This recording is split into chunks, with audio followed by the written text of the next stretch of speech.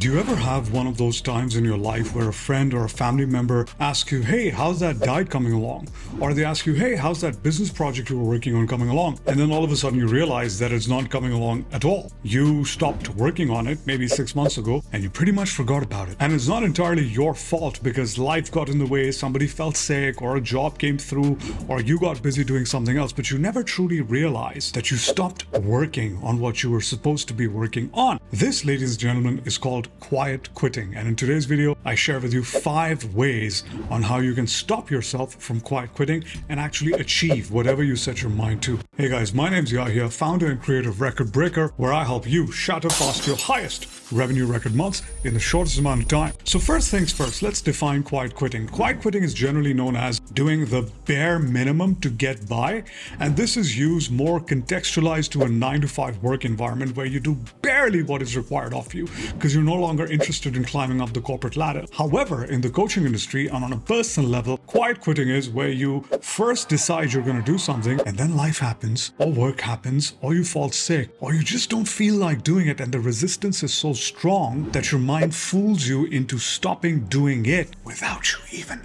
realizing that you stopped.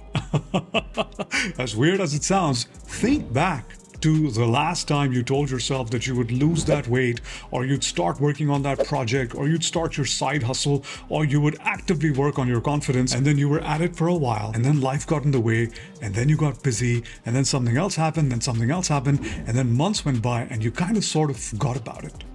That is quiet quitting. Now, how do you overcome quiet quitting? Now, the first thing is to figure out why you want to do it, how badly you want to do it. The why will determine the level to which you're willing to stick through even when it gets hard. Now, as a business coach, I help people set up online businesses and scale them to $20,000, $30,000, $50,000. And I meet a lot of people who are always telling me, hey, I really want to do it.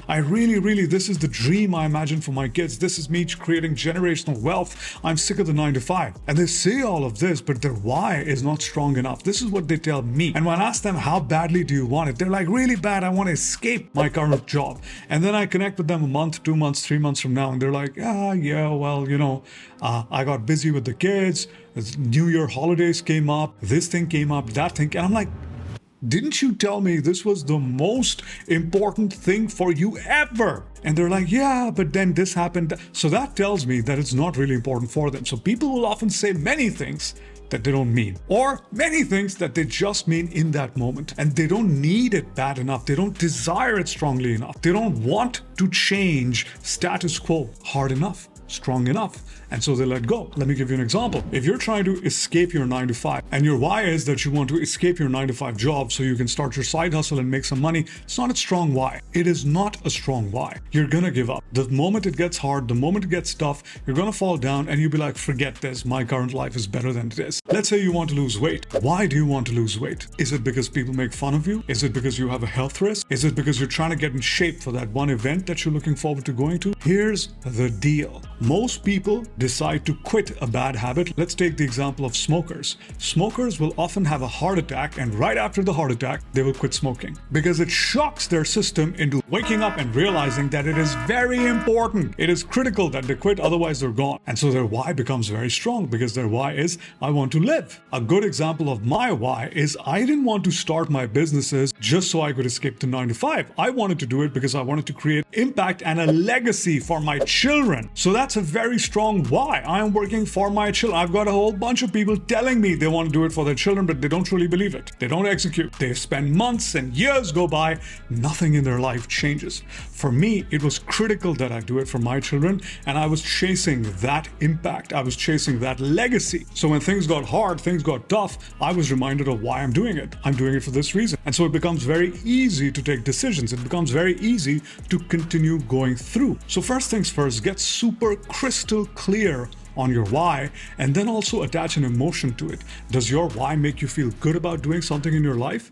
Or is your why fearful, like you're doing it because you're afraid that if you didn't do it, things would get worse? Both emotions are fine. As long as there's a powerful emotion attached to your why, you're gonna succeed. You're gonna get through. The next thing to do is to become hyper aware of what you want. and crystal clear on how you want it. A lot of people will use vision board, and they're a great way of setting up what you want the end outcome to look like. Lots of people put cars on their vision board. I personally like putting houses on my vision board because that's something I can relate to. I want to make enough money so I can live in that house, in that locality, in that part of the world. And that vision board is supposed to be kept somewhere where you can see it multiple times a day, because you're constantly reminded visually of your why. And the repeated act of seeing the vision board, imagining themselves in that situation, allows them to keep grinding through the tough parts of the journey. Because believe it or not, there's gonna be tough parts. All journeys, the middle, the center of the journey is the hardest. People are gonna celebrate you when you start. People are gonna celebrate you when you finish. No one's gonna celebrate you when it's tough and it's hard and it doesn't feel good and you don't feel like doing it and you have to do it day in and day out. And so your vision board needs to be there as a constant, more importantly, as a chronic reminder as to why you started doing what you were doing in the first place. Number 3 is the motor actions associated with your why need to be part of your daily routine and need to be one of the first 5 things you do when you wake up in the morning.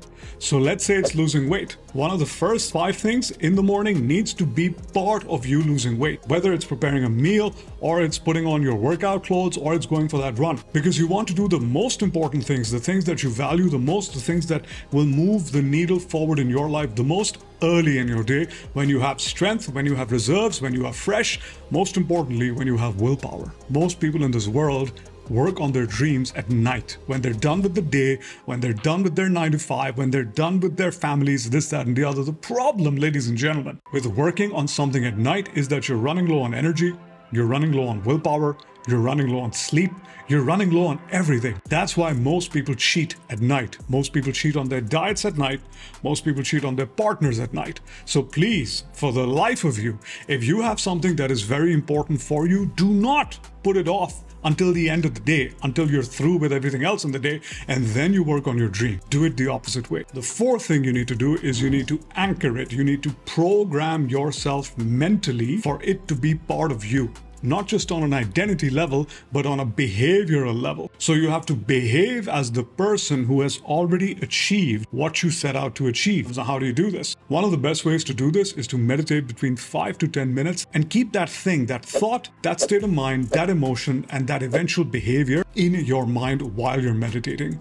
Do it for 21 to 30 days. It becomes part of who you are. You no longer think, feel, behave, and operate as the old person. You are now operating as the new person, the person you wanted to be. So not only is your why strong, it is anchored into your state, it is part of your routine, and now you're hyper aware exactly of what you want. The last thing to do is that you need to gamify the process, because like I said, the middle of the journey is the worst part of the journey. The middle of the journey is where it sucks the most, and that is where you need to gamify and you need to celebrate every single win. So back when I started training in the gym, this is decades ago, I gamified the whole process. I was dieting, I was overweight, and I was weak in the gym, and I needed to get better on all fronts. However, many times I felt like quitting because I was tired, my body ached, my joints were creaking, this, that, and the other. So I gamified. Every time I ran for an extra 3 minutes, that was a win for me. It was worth celebrating. I gamified every time I lifted heavier weight, I did better. That was a win for me. I gamified every time I lost body fat, because I don't track weight. Every time I lost body fat, I gamified. Every single percentage point down was a big win. It was a celebration for me.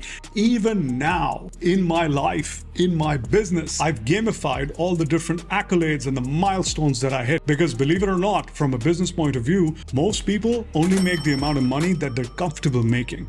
And usually that amount of money happens to be the amount of money that they can sustain themselves on. That's why you don't see a lot of people breaking records, because they're like, oh, this is comfortable, I'm comfortable with this money. As soon as they start making more money, their mind sabotages them. So you have to celebrate the journey, because if you keep celebrating the end result, which is making money, once you make money, you celebrate for a bit, and then the celebrations go down and you slip back into regular life, into your default state, which is not the person you want to be, but the person you currently are. So gamification and celebration of the journey itself is far more important than the destination itself. I hope these 5 points have been useful. Leave me a comment. Tell me which point was the most important for you. I'm out of here. I'll see you in the next one. Bye-bye.